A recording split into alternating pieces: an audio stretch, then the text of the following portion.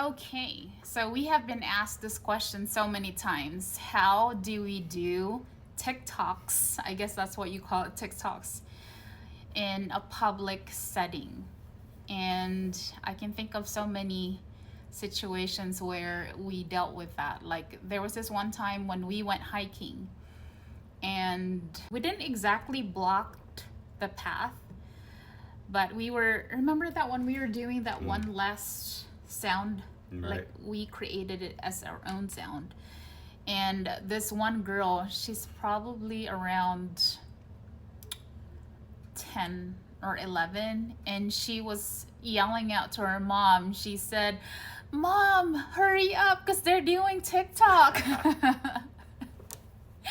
So it's not like we're disturbing the public whenever we're making videos in a Yeah, public setting. that's actually the number one concern is we don't want to bother people. Yeah. You know.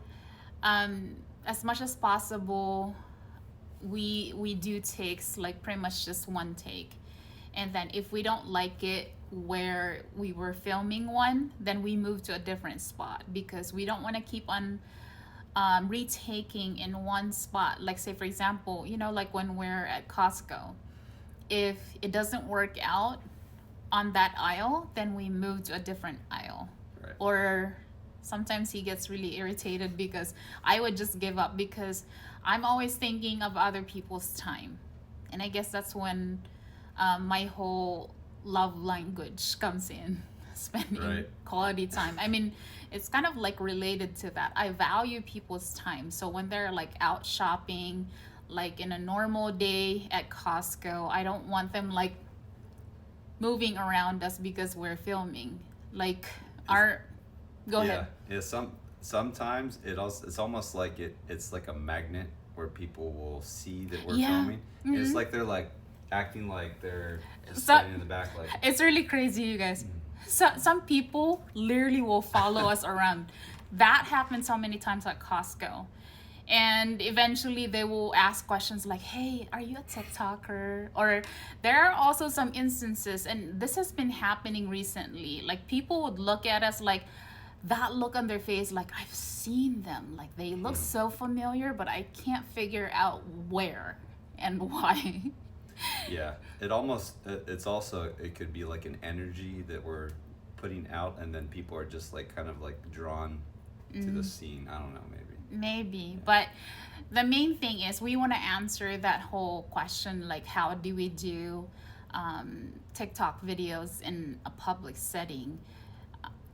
The main goal is to not bother people. Like, if we could take it like in just one take, and people won't even notice that we filmed something. Or like if we're doing like a vlog that we're shopping, or when we're with the kids, it's so discreet. We're actually getting better at that. And it used to be really nerve-wracking, but it's gotten easier and easier. Yeah, because we figured out a way to where people won't even know that we're filming, and then they will just notice. You're maybe better towards at that than I am. Because I'm like this. I'm like posing, and then Danny's like this.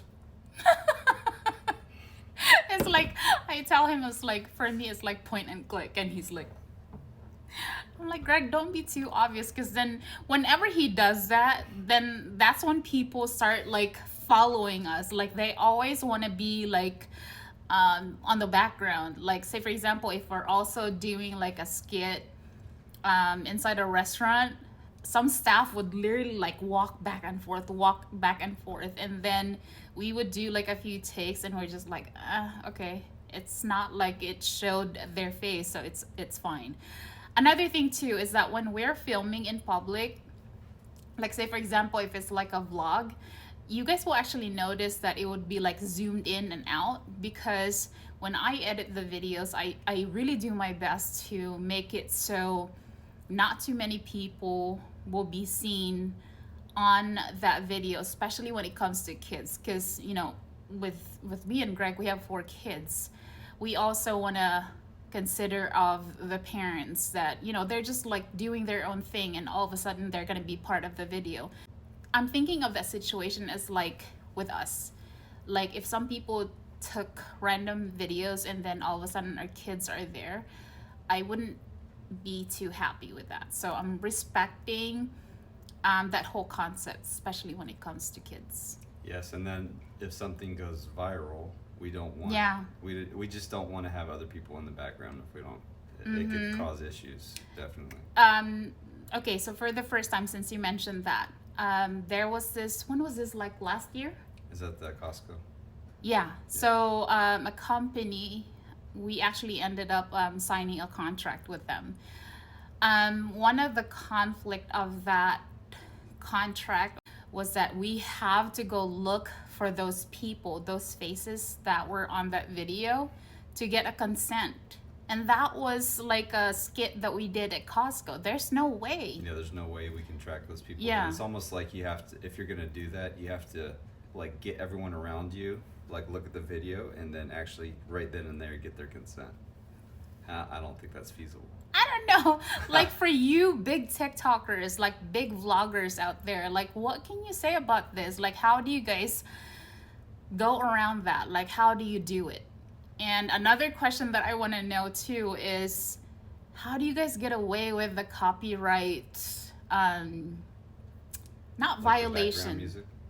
Yeah, like I noticed that especially outside TikTok, like a different social media platform, whenever I post like a vlog, like say for example, we're at a restaurant or at the store or wherever, and there's like a music background or like a popular song, it immediately, especially on YouTube, it immediately gets, how do you say that? Copyrighted? Is that the right word? So, Yeah. you know, Claim Catch is pretty much 2 years something years old, and there's always room for improvement. So we're still learning a lot more things about, you know, shifting to that direction of vlogging, because we don't want to just stay with just doing skits. And you guys really love our skits, and we really appreciate the love and support and the kind words, and we're getting a lot more of that, like on Facebook. Oh my goodness, especially on Instagram. Hello Instagram people, my goodness. Yeah, thanks guys. Thanks Like- for your support. Like some people would go out like fighting for us, like arguing for us, but we really appreciate everybody. And I'm trying to like build our YouTube long form audience, and so we're trying to do more of like a family vlog, so we don't just like stay within doing comedy skits. And thank you so much, because so far, ever since we started posting long form videos, you guys have been really supportive, and it's almost like you are starting to get to know us like on a different level, like a personal level. So thank you so much. And We appreciate you guys. I know. We'll see you guys later. Bye. Take care. Like what the boys would say. See you you in the next video. Bye. Bye guys.